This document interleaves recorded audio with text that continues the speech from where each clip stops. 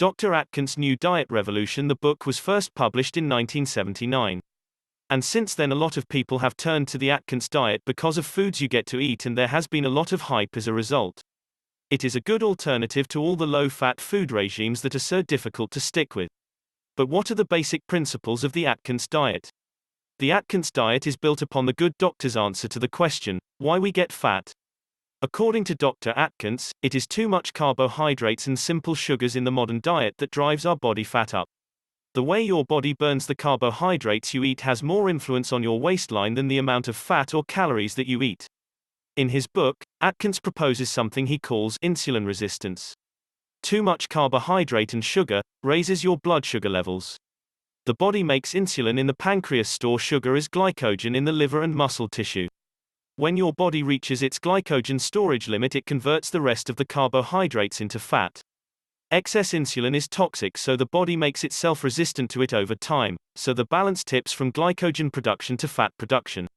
Some people are more insulin resistant than others, and these are the ones who gain more weight.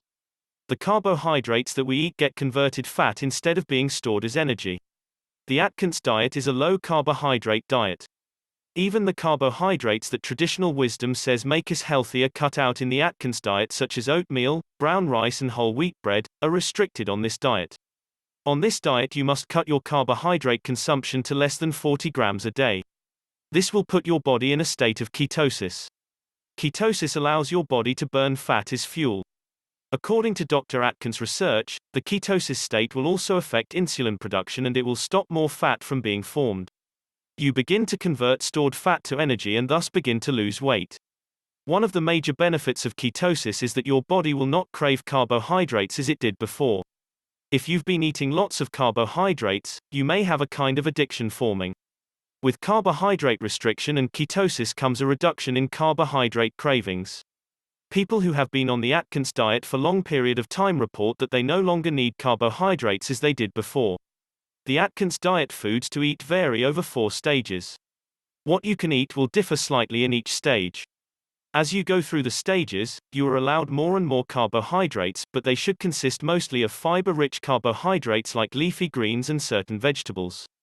White rice, white bread, potatoes and pasta made from white or processed flour remain no-nos for the entire time you are on the Atkins plan. If you enjoyed this video and want to see more, give it a thumbs up, share it with your friends, and do not forget to subscribe as we share more information at Healthy Balanced Club website.